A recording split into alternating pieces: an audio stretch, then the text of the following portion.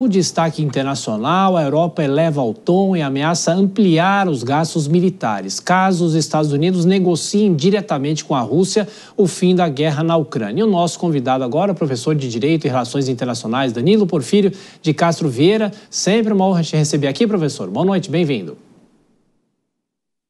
Boa noite, Tiago. Também uma satisfação estar contigo. Obrigado. Bom, professor, nas últimas horas começam a surgir mais informações. Primeiro, os líderes da Europa dizem que a Ucrânia não pode aceitar uma paz ditada.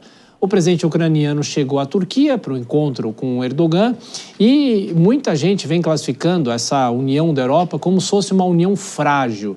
De que maneira, professor, há essa discussão entre o governo americano e o governo da Rússia, o presidente russo, e a Europa reagindo, dizendo que vai aumentar o poderio militar e em meio a essa situação da própria Ucrânia, que vem se sentindo muitas vezes escanteada com essa discussão, professor? É um componente, é um jogo político na Europa agora, né?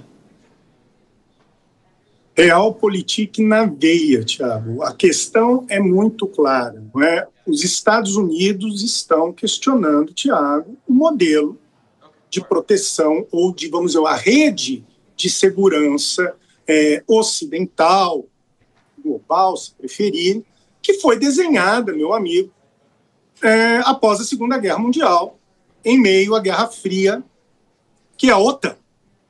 E o que Trump levanta é que esse modelo não só representa uma realidade, né, mais existente, existe uma nova arquitetura, como também a OTAN é basicamente, aos olhos de Trump, aos olhos do governo atual norte-americano, e isso vem desde do primeiro governo Trump, que a OTAN e a segurança europeia é custeada pelos Estados Unidos, cabendo aos europeus assumirem a responsabilidade pela sua segurança. Ao mesmo tempo, observamos essa ação direta, vamos dizer aí, unilateral dos norte-americanos, porque dentro dessa nova visão, desse novo palco político, os Estados Unidos querem reconhecer a Rússia como uma potência regional, jamais dividindo o hegemon mundial, uma potência regional, e de alguma maneira aproximar a Rússia e afastar a Rússia da China, então afastar da China e aproximar de alguma maneira a Rússia dos Estados Unidos. E isso gera um temor por parte dos europeus em relação, Tiago, à segurança. E outra questão interessante, o mesmo Ocidente, inclusive os americanos, que incitaram essa resistência ucraniana, agora colocam a Ucrânia como um agente de segunda categoria, ou seja, não digo nem agir, mas deve se comportar como um agente passivo nesse processo de composição, onde os interesses americanos, na visão de Trump, devem ser considerados. Para você que chega agora, estamos no ar com o Jornal Jovem Pan, conversando com o professor Danilo Porfírio de Castro Vieira, falando sobre as tentativas de negociação e a reação da Europa sobre a guerra na Ucrânia. Professor, antes de passar para os comentaristas, queria só acrescentar uma discussão. A própria Ucrânia já diz que não aceita ceder aquelas áreas que têm riquezas para a própria Rússia. Ou seja, o impasse vai continuar. A Rússia diz que os territórios deveriam voltar a ser anteriores ao da guerra.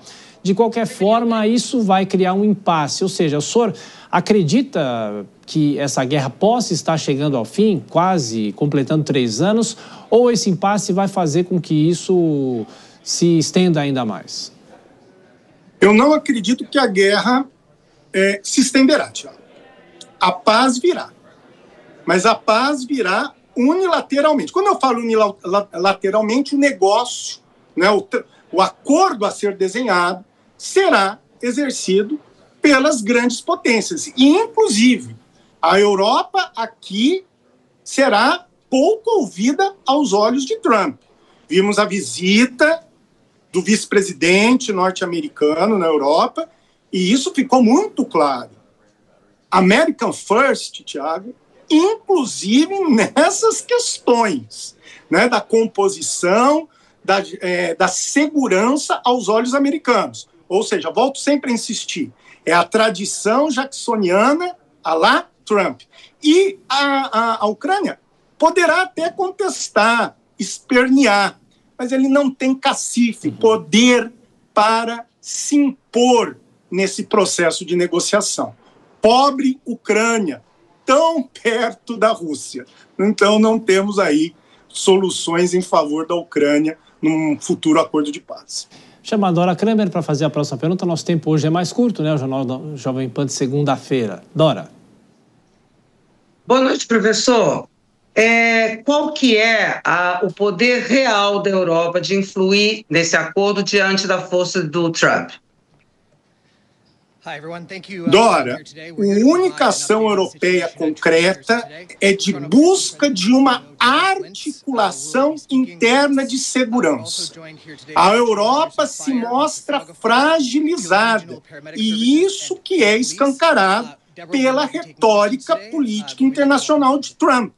Não é? Então, tanto que ele fala, olha, querem a segurança da Europa, não esperem afiançamento dos norte-americanos. E esse plano de autocomposição de segurança deveria, né, ser abordado, organizado, desde o primeiro governo Trump. Né? Houve uma esperança que no governo Biden isso se reverteria, e agora essa ação se torna muito mais radical, tanto que nós estamos vendo uma articulação de Macron, né, em o quê? Buscar uma composição de segurança continental, e até mesmo, né, o governo britânico aí, mesmo sendo um aliado histórico norte-americano, considerando que os interesses europeus fazem parte da agenda britânica também. Kobayashi.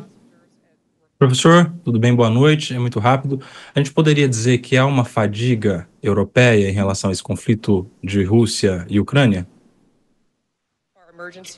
Eu digo que se expôs, Kobayashi, uma situação de alta dependência securitária da Europa.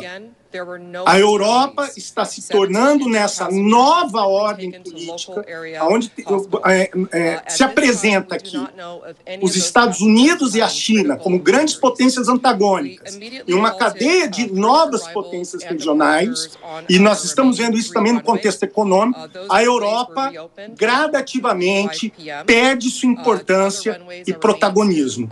Ao meu ver, estamos vendo aí sim a decadência da Europa como agente protagonista. Professor Danilo Porfírio de Castro Vieira, de Relações Internacionais, também Direito, muito obrigado mais uma vez pela gentileza. Boa semana, voltaremos a nos falar, professor. Um abraço.